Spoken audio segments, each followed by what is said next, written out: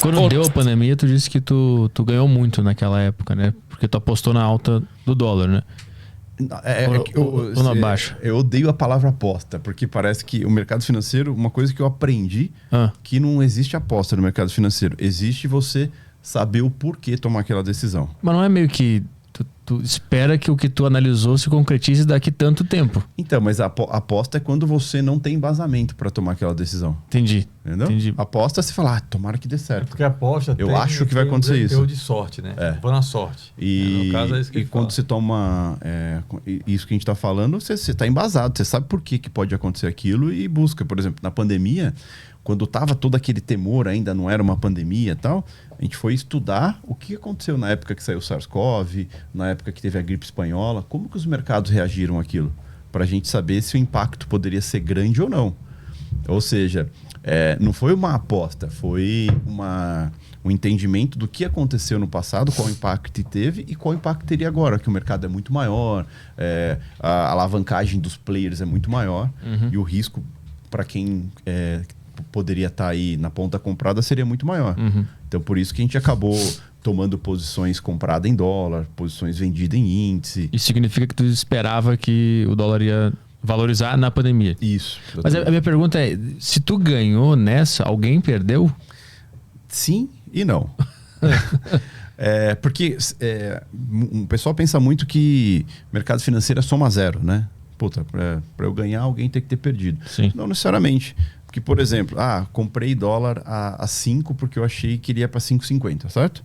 Você pode ter comprado a 4,80 e tá vendendo para mim a 5. Aí os dois ganharam. Você perdeu dinheiro? Não. Então, assim, como tem o cara que vendeu a 4,80, né? E ele tá me ajudando a ganhar dinheiro porque a 5 ele topou a operação dele e fez o mercado subir mais. Enquanto eu tava comprando e empurrou minha posição para cima. Então, tem todo... Tem para eu ganhar, alguém perde, mas também do mesmo jeito que o momento que eu tô ganhando, não necessariamente quem me vendeu aquele contrato tá perdendo. Né? Mas, claro, mercado financeiro eu sempre falo, o pessoal se preocupa muito, assim, por exemplo, o tamanho que eu opero no mercado financeiro. Hoje em dia é um tamanho considerável, né? Um pouco acima do padrão, mas assim, nem perto do que um banco, do que um fundo atua.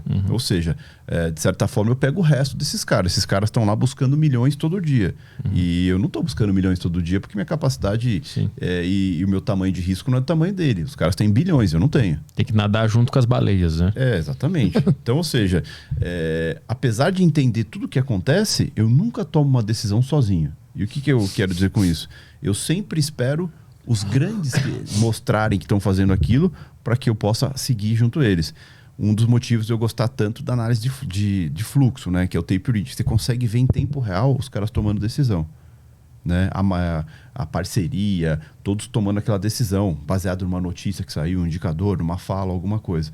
Os caras tomaram a decisão, em conjunto, eu também tomo a decisão com eles. Eu sou um parceiro deles, eu não sou o cara que puxa ele. Eles me puxam, eu não puxo com eles. Tu consegue ler o que os grandes investidores estão fazendo. Exatamente. É isso, e aí tu vai na deles. Eu sei o motivo por que eles estão tomando aquela decisão e consigo ver eles tomando a decisão. Então, primeiro eu sei o motivo. Quando aquele motivo acontece, eu espero eles tomarem a decisão. Quando eles tomam a decisão, eu sei porque eles estão tomando a decisão e vou tomar junto. Né? Ou seja, eu sei porque eu estou tomando aquele risco. Né? Porque eles estão tomando, mas eu sei por que eles estão tomando também.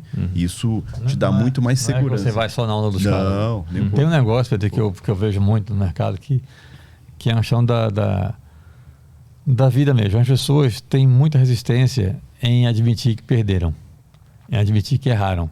Né? Isso é muito comum no ser humano, né? Resistência a admitir a derrota. Né? E aí isso leva, por exemplo, pessoas a ficarem no emprego que são infelizes porque não querem admitir, putz, isso aqui não tá legal, fica num casamento falido porque, não vou...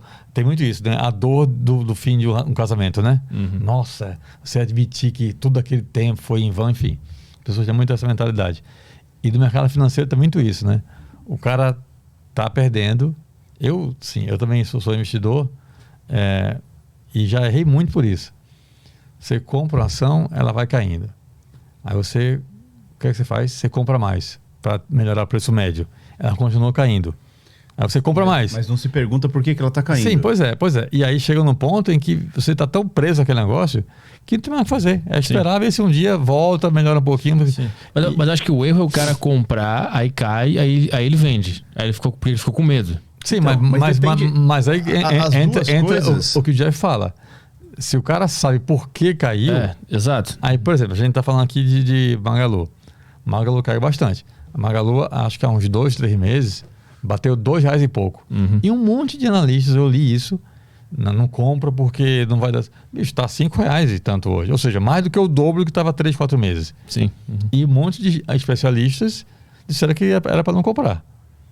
Mas o grande problema não é essa questão assim. Primeiro de tudo, a primeira compra que você fez, por que você fez? Porque aí se você sabe o porquê que você fez, se ela continuar caindo, você sabe se vale a pena você zerar aquela operação porque mudou o motivador que você te fez comprar ela, ou se vale a pena você comprar mais. Aí entra a questão de você entender um pouco de mercado. Sim, é que eu acho que o mais comum é o cara comprar porque ele foi na onda e aí cai e ele vende porque ele nem sabe que ele comprou. Exatamente, porque ele não sabe que ele comprou. Então tem muito isso. O que o Cléster comentou, que também é um erro, na minha opinião. Comprei, aí caiu. Eu não sei porque eu comprei, eu não sei porque caiu, mas como eu tenho um pouquinho de dinheiro, faz o quê? Vende para reduzir danos. Ou então compra mais para melhorar o preço. Compra mais para reduzir os danos. Com a falsa ilusão de que, não, se eu comprar mais, quando chegar se eu comprar a mão, quando voltar na metade do caminho, eu já estou no 0-0. Só que aí o que acontece? Se o motivo que fez ela cair vai fazer ela continuar caindo. Exatamente. E aí? Você vai fazer o quê? Você tem dinheiro infinito? Não tem. É onde a maioria se arrebenta no mercado. Né? Ainda ações, você comprou ação, você consegue carregá-la para a vida. Porque é o máximo que ela pode chegar a 0. Se ela chegar a 0, você perde tudo que você tem. Mercado futuro, né, derivativos, você está extremamente alavancado. Então, pensa assim, pra você operar $10 mil, $10 mil dólares no mercado futuro de dólar, você precisa de R$150. Mas aí tu fica devendo. Então, você corre. É que assim, hoje em dia as corretoras têm robô com 70% de perda do capital ali. Mas pensa assim, cada ponto, que é o dólar movimentado em ponto, né? Cada ponto que o dólar movimenta, cada mini contrato que você tem, são R$10. Então, se ele andou um ponto para frente, você está com um mini contrato que você precisa de R$150, você ganhou R$10. Se você parar para pensar, quanto você ganhou com a movimentação de um ponto? 7%. Quanto por cento em cima do seu capital? 7%, mais ou menos, né? Exatamente. 6 pontos. Um movimento pequeno do dólar aí, para movimentar pouco, 4 pontos. 3, 4 pontos. Ou seja, pode ganhar 25% rapidinho. Em segundos. Entendeu? Essa é a lindeza do mercado futuro. Você consegue ter ganhos muito rápido porque você está alavancado. Só que você consegue ter prejuízo muito rápido se você não souber o que você está fazendo. Por exemplo, eu opero o contrato cheio do dólar, que é um pouco... exige uma margem maior. Para cada contrato, lote que você opera, ele precisa de R$3.700. Certo? Só que cada movimento que ele faz são R$250. Se ele dá um movimento de 10 pontos, que é super normal no dólar, eles estão falando de R$2.500. Em poucos segundos. Pega uma notícia, um indicador econômico, que é algo movimenta muito, né? O indicador econômico, ele chega a movimentar de 30 a 50 pontos em segundos, em 2, 3 segundos. Então, ou seja, digamos que você pegue metade do movimento desse se você for um profissional. Estamos falando aí de 5 a 7 mil reais em questão de, chutando alto, 10 segundos. Você consegue ver a vivacidade desse mercado? Então, o mercado futuro, ele é extremamente alavancado, extremamente rentável, mas extremamente arriscado. O que diminui o risco desse mercado? Isso aí não é como ação, o cara pode segurar, né? Não, porque o que acontece? Aconteceu, você só ganha ou perde, velho. Exatamente. Porque só para você ter uma noção, se eu quero dormir posicionado, eu acho que o dólar vai continuar subindo, vou comprar um contrato de dólar cheio para zerar no final do mês, porque eu acho que o dólar vai continuar subindo, fiz minha análise e tal, entendi tudo. Né? Você precisa de 150 pau para carregar um contrato. Justamente porque o risco é tão grande. E por que 150 mil? Que é o máximo que você pode perder num dia. A bolsa, ela tem um limite de alta para o dólar e limite de baixa, são 6%. 6%. Ele só pode subir máximo 6% ou ele só pode cair no máximo 6%. E aí a bolsa faz um cálculo seguinte. Se o cara tiver com um contrato de dólar cheio, 6% de alta equivale a quanto de patrimônio? Mais ou menos uns 130 mil reais. Então, por isso que ela chama uma margem de 150 mil. Se tudo der merda, você vai perder aqueles 150 mil. Tá? Vou dar um exemplo para você que aconteceu isso. Você lembra quando teve o impeachment? Sim. Da Dilma, o Temer assumiu. O Temer começou a dar um jeito nas coisas, começou reforma da Previdência e tal. O mercado estava animado com o Temer, que ia aprovar a reforma da Previdência, criou teto de gastos, fez uma série de coisas para meio que organizar ali a bagunça que o PT tinha deixado naquele momento com a Dilma, né? E então o mercado estava confiando no Temer, confiando que a economia ia retomar, o dólar não estava tão caro e a bolsa estava ganhando força. Aí saiu aquele fatídico áudio que o Temer estava com o Wesley Batista. Wesley Day. O que acontece? No dia seguinte, quem estava vendido em dólar, acreditando que o dólar ia continuar a cair, quem estava comprado em bolsa, acreditando que era festa, tudo, o dólar já abriu com 6% de alta. E a bolsa rebentou para baixo. Né? Aí o que acontece? Pode falar, não, mas quem estava dormindo posicionado, a margem que estava chamando ali, limite de 6%, não dava para perder mais que aquilo. Tinha tanta gente querendo sair do mercado, querendo estopar as suas posições vendidas, que teve que pedir para a bolsa aumentar a margem do dia. Saiu de 6% para 9%. Ou seja, a galera que estava com a margem apertada, 6% é tranquilo, ficou devendo. Porque aumentaram o limite. Então, ou seja, você podia prever isso? Não.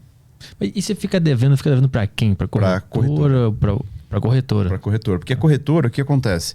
Quando você abrir uma corretora, você precisa depositar uma margem lá na bolsa, justamente porque a bolsa não quer correr o risco de se enrolar, né? De ficar devendo. Então, quem fica devendo, você fica devendo para a corretora, mas a corretora obrigatoriamente tem que cobrir a margem lá na B3. Então, por isso que a corretora, quando você abre uma corretora, você tem um montão de dinheiro que você tem que deixar em segurança lá, para caso seus clientes fiquem insolventes.